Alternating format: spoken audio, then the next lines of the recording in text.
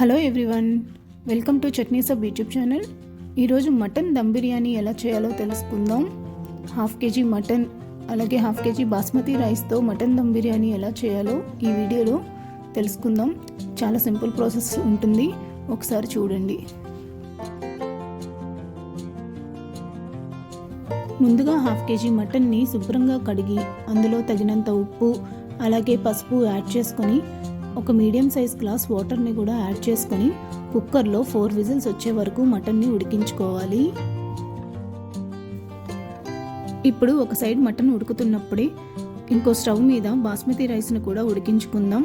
దానికోసం 2 కప్పుల బాస్మతి రైస్ని శుభ్రంగా కడిగి తీసుకోవాలి. 2 కప్పుల బాస్మతి రైస్ అంటే 1/2 kg రైస్ని తీసుకోండి. 2 కప్పుల బాస్మతి రైస్కి 3 కప్పుల వాటర్ని యాడ్ చేసుకొని అందులోనే తగినంత ఉప్పుని అలాగే మసాలా దినుసుల్ని లవంగం, యాలకులు, బిర్యానీ ఆకు, అలాగే అనాస పువ్వు, మరాఠీ మొగ్గ, అలాగే 1 స్పూన్ ఆయిల్ని కూడా యాడ్ చేసుకొని రైస్ని 70% ఉడికించుకోవాలి. ఇప్పుడు మటన్ని రైస్ని ఉడికించుకున్నాక బిర్యానీ దమ్ పెట్టుకోవడానికి సరిపడా బౌల్ని తీసుకొని ఉడికించుకున్న మటన్ని యాడ్ చేసుకోవాలి.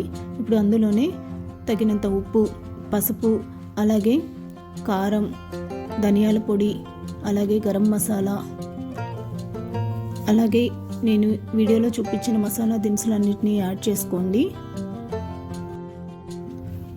ఇప్పుడు అందులోనే 1 గుప్పెడు తరిగిన కొత్తిమీరని, 1 గుప్పెడు పుదీనా ఆకుల్ని, అలాగే 1 గుప్పెడు ఫ్రైడ్ ఆనియన్స్ని,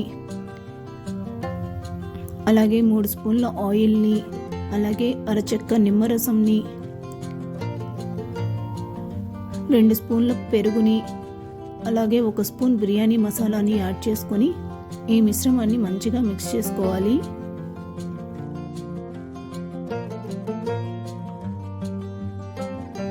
ఇప్పుడు మసాలాలన్నిటినీ మంచిగా పట్టించాక ఇందులో కొంచెం కరివేపాకుని, అలాగే 2 పచ్చిమిర్చి చీలికల్ని యాడ్ చేసుకోండి.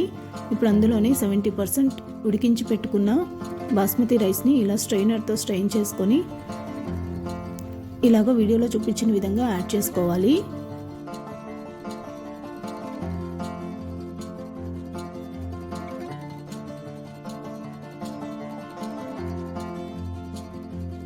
ఇప్పుడు రైస్ మొత్తాన్ని మంచిగా స్ప్రెడ్ చేసుకున్నాక పైనుండి ఇలాగ తరిగిన కొత్తిమీరని, అలాగే తరిగిన పుదీనాని, అలాగే ఫ్రైడ్ ఆనియన్స్ని యాడ్ చేసుకోవాలి.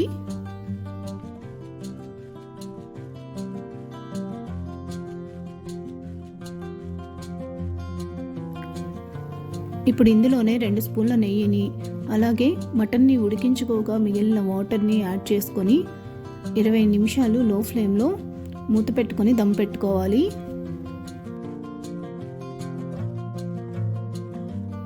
ట్వంటీ మినిట్స్ తర్వాత నేను మూత ఓపెన్ చేసి చూపిస్తున్నాను. చూడండి రైస్ ఎంత మంచిగా ఉడికిందో, అలాగే పొడి పొడిలాడుతూ వచ్చింది.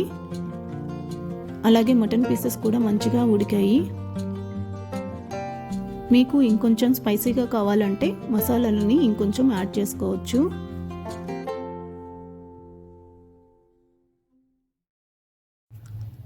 అన్ని మసాలాలని ముందుగా రెడీ పెట్టుకుంటే 1 అవర్లో మటన్ దమ్ బిర్యానీని రెడీ చేసేసుకోవచ్చు.